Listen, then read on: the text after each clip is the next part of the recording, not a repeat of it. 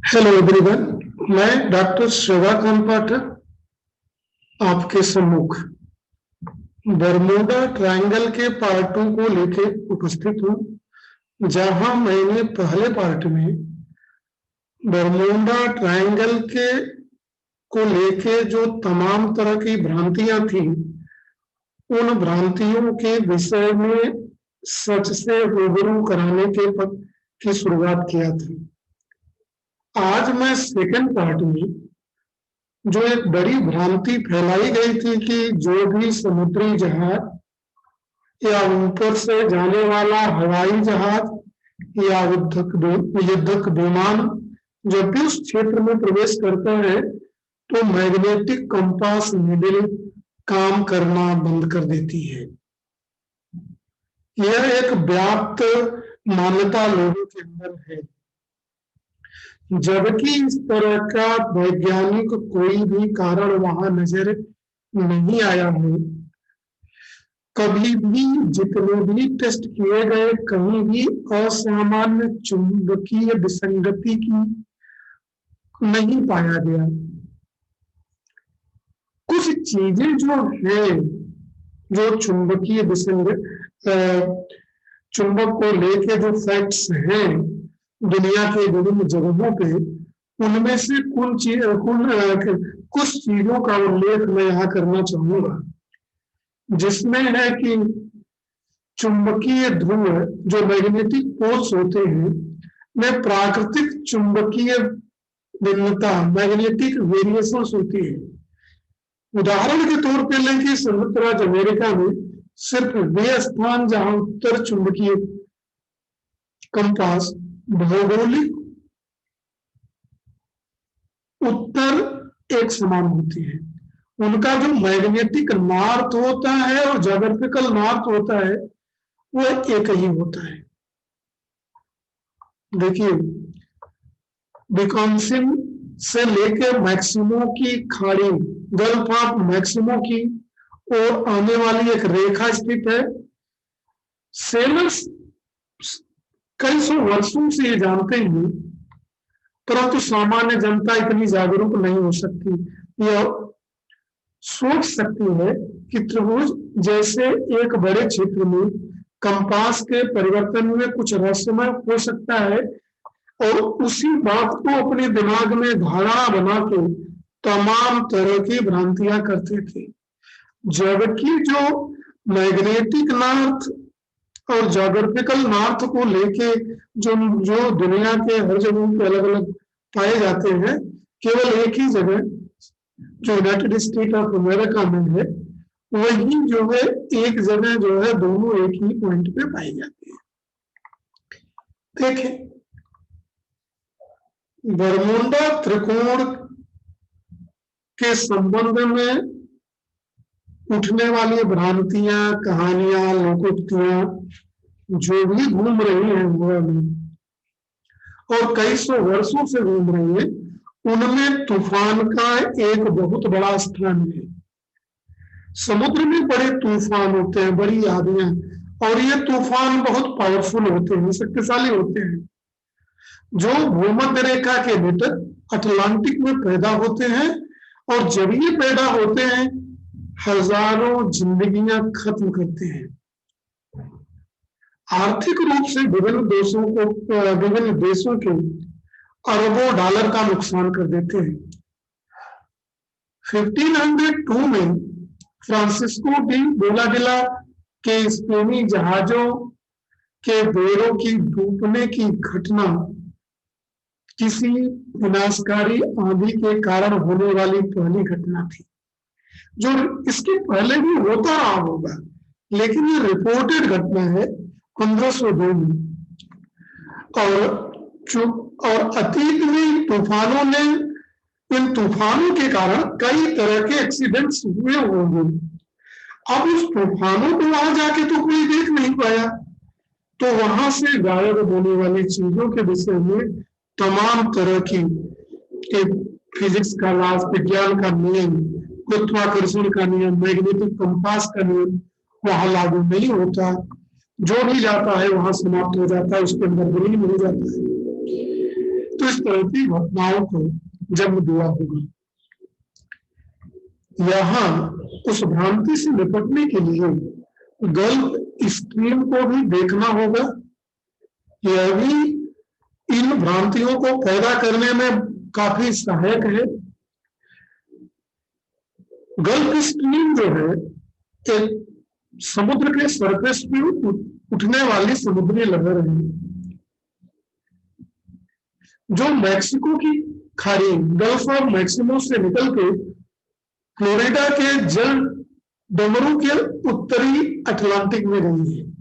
इसका जो डायरेक्शन है वेव्स का, वाटर वेव्स का, उस दिशा में है। माना जाता है कि समुद्र के भीतर यह एक नदी है और एक नदी के समान इसमें तैरने वाले पदार्थ हो सकते हैं जो होते भी हैं। पानी में उतरने वाला एक छोटा सा जहाज या इंजन की समस्या वाली एक छोटी सी नाव बताए गए स्थान में धारा से दूर ले जाएंगे तो दिक्कत होगी। ऐसा हो सकता है। ऐसी एक घटना केविन क्रूजर विनक्राफ्ट के साथ 22 दिसंबर 1967 को देखा गया था। वह जो है जहां से चला, उड़ान भरा विचक्राफ्ट को, और वो जब ही 6 मील की दूरी पे चला तो इंजन में खराबी आने की सूचना मिली।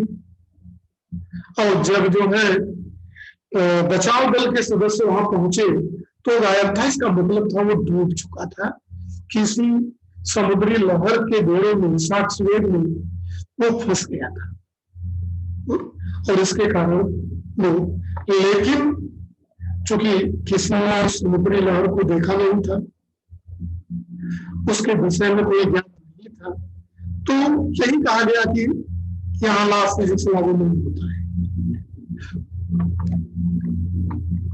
बरमुंडा त्रिकोण के भ्रांतियों को जन्म देने में विचित्र लहरें भी बहुत रोल प्ले किए हैं। यह विचित्र लहरें समुद्र के सरफेस पे आकस्मिक रूप से जब इच्छा हो, कोई इसका टाइम पीरियड नहीं है, बड़ी बड़ी लहरें दिखाई देती हैं। इनको शरारती तरंग कहा जाता है और इससे जो समुद्र में जाने वाले जो उस एरिया में बोट्स हैं, समुद्री जहाज में, वो विचित्र लहरों से प्रभावित होती रही है। 1982 में विश्व के सबसे बड़े प्लेटफॉर्म न्यू फाउंडलैंड में तब उलट पलट हो गया था जब उसमें अचानक शरारती तरंगे पैदा हो गई थी। इन शरारती तरंगों के प्रभाव में इनकी ऊंचाइयां बहुत ऊंची होती हैं। कभी कभी अगर वायुयान ऊंचाई से नीचे है और शरारती तरंगों के प्रभाव में बहुत ज्यादा साउंड वेव्स पैदा होता है, बहुत ज्यादा जो है डिस्टर्बेंस होता है, उस लहरों की चपेट में आके समाप्त हो सकती है। देखिए, हम इस भ्रांतियों को फैलाने में मूल रूप से मानव का हाथ रहा है। बिना जांचे परखे, बिना वैज्ञानिक फैक्ट को इकट्ठा किए हुए तमाम तरह की बातों को प्रोपेगेट किया गया और ये लंबे समय तक किया गया। इस तरह घटनाएं घटी कि सबके, हर मानव के दिमाग में यह पड़ गया कि यह घटना निश्चित रूप से है। मानव की त्रुटि है कि जब कभी भी कोई वायुयान या जहाज खो जाता है तो उसको खोजने वाला भी सही रूप से जांच कर गया या नहीं, ह्यूमन एरर की भी संभावनाएं बनी रहती है। कुछ एरर्स ऐसी होती है जो जानबूझ के की जाती है और कुछ न जानते हुए अज्ञानता की वजह से हो जाती है, जिसके कारण उसके निष्कर्ष को जानने समझने में गलती हो जाती है। और इन, चाहे वो जानबूझ के घटनाएं की गई हो, चाहे आकस्मिक या अज्ञानता की वजह से हुई हो घटनाएं, इनके कुछ एग्जाम्पल्स उपस्थित हैं। उदाहरण के लिए अगर हम देखें कि एक तटरक्षक ने टैंकर V1 के खो जाने के कारण वाष्पशील बेंजीन अवशिष्ट की सफाई के लिए उचित प्रशिक्षण की कमी को बताया। एक जो तट पे काम करने वाला था, एक टैंकर V1 खो जाने पर वाष्पशील बेंजीन बहुत वोलेटाइल होता है कि अवशिष्ट की सफाई के लिए उसे प्रशिक्षण की कमी को बताया कि इसको कायदे से हैंडल नहीं किया गया, जिसके कारण यह घटना हो गई थी।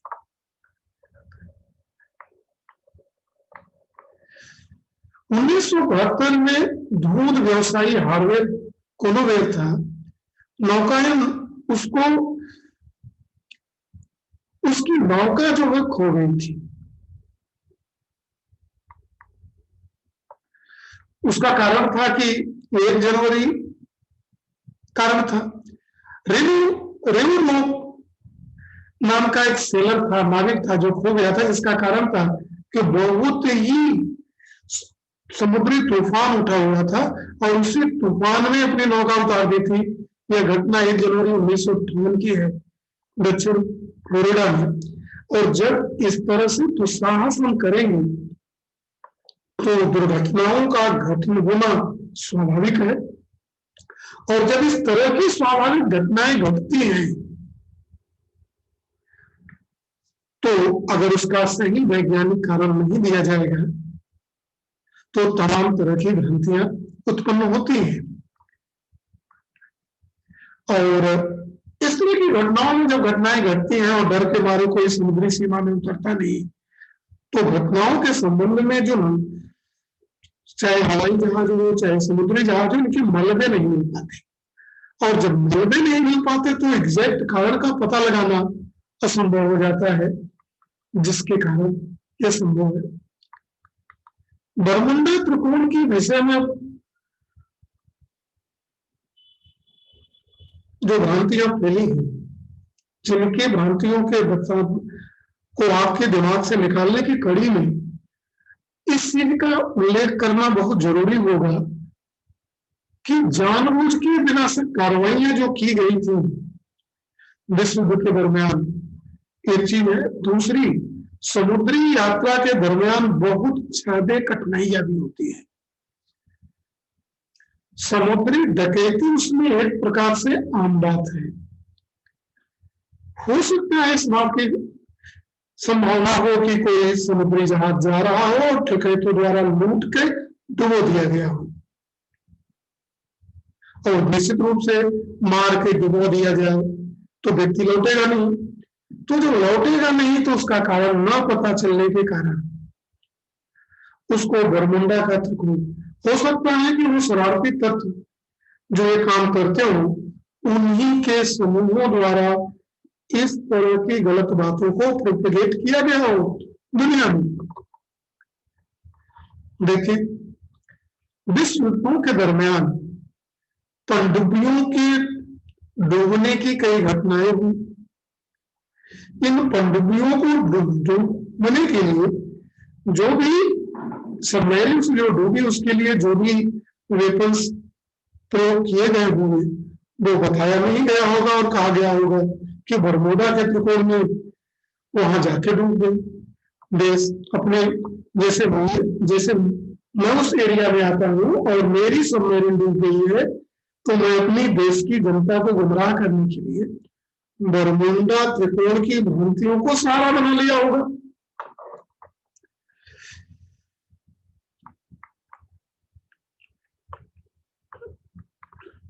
ऐसा संदेह कि 1918 में यूएस साइक्लोप्स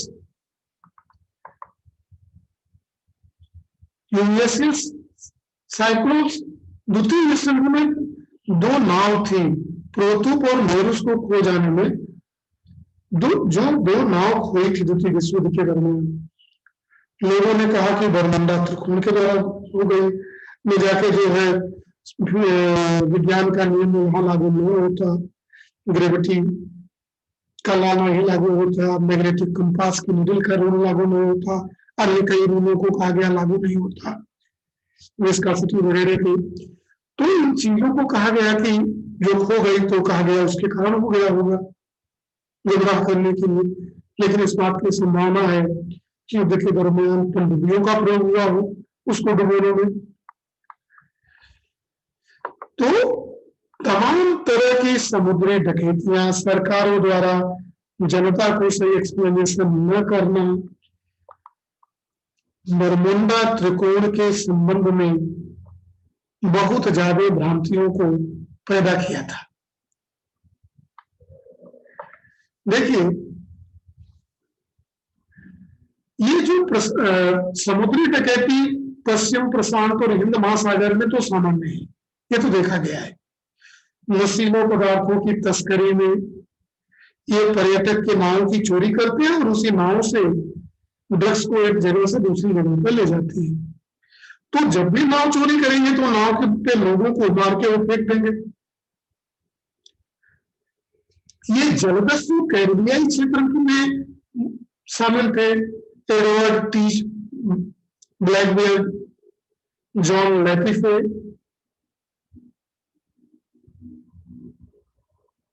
इन लोगों का नाम जो है इसमें सामान्यतया लिया जाता है। और ये 1560 से 1760 100 वर्षों का जो काल था, ये समुद्री डकैतियां बहुत ही सामान्य और अपने स्वभाव पे थी।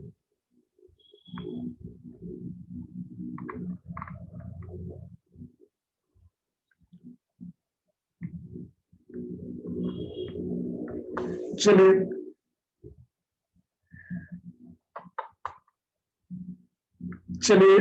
एक और तरीका था। इस क्षेत्र में जब जहाज जाते थे तो जो डकैत लोग हुआ करते थे दूर से उन अपने जहाज पे एक प्रकाश जला देते थे।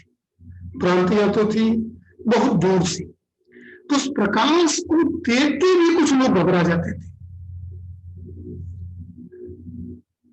उसको गुमराह करने की कोशिश करते थे, जिससे इस एरिया में आने वाले लोग जो बड़ी जहाजें हैं जिन पर ये काम नहीं कर सकते, इस एरिया से लौट के चले जाएं और इस एरिया के विषय में जो भ्रांतियां हैं वो बनने की बनी रही, खत्म ना हो।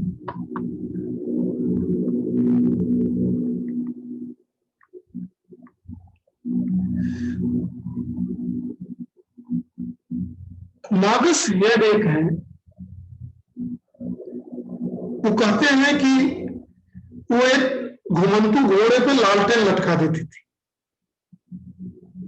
और जब वो घोड़ा घूमता था तो लालटेन भी प्रकाश में घूमता था और दूर से देखने वाले उसी को देख के डर जाते थे कि क्या घोड़ा तो दिखाई नहीं देता था, प्रकाश दिखाई देता था और वो हल्का प्रकाश जो है प्रकीर्णन के कारण जो है रंगों में भी व्यक्त हो जाता था, तो कई तरह के रंग भी दिखाई देते थे। देखिए, कुछ लोकप्रिय सिद्धांतों की चर्चा करना हमें यहां जरूरी समझते हैं। उन्होंने त्रिभुज लेखकों ने, जिन लोगों ने इस पर लिटरेचर वगैरह लिखा बर्मुडा ट्रायंगल के ऊपर, उन्होंने कुछ लौकिक सिद्धांतों का प्रयोग किया। उन्होंने कहा कि जो ये घटनाएं घटती हैं ये जो है टेक्नोलॉजी में दोष के कारण है, इसका कोई बहुत वैज्ञानिक कारण नहीं है।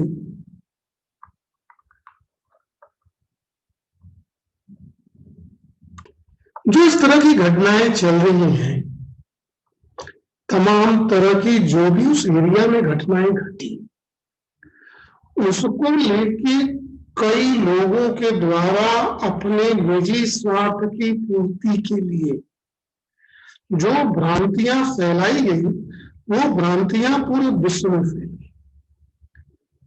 और जैसे किसी फ्लाइट को गायब हो जाना, कई चीजों की, कहा गया कि एक फ्लाइट थी जिससे कहा गया कि एलियन वहां आते हैं, वहां एलियन रहते हैं और एलियन ने उनका अपहरण कर लिया है। इस तमाम तरह की चीजों का जो उल्लेख समय समय पर मिलता है, जिसका कोई भी वैज्ञानिक प्रमाण नहीं मिला हुआ है। बरमूडा त्रिकोण का क्षेत्र ठीक वैसा ही है जैसे जहां हम रहते हैं और फिजिक्स के सारे रूल जैसे लागू होते हैं वैसे वहां भी लागू होता है। बरमूडा त्रिकोण की त्रिभुज के सेकंड पार्ट में आज इतना ही। इसकी अंतिम भाग में हम प्रसिद्ध घटनाओं की चर्चा करेंगे जिसके कारण बरमूडा ट्रायंगल के क्षेत्र में विभिन्न भ्रांतियों को मजबूती प्रदान मिली। तो आज के इस लेक्चर में बस इतना ही,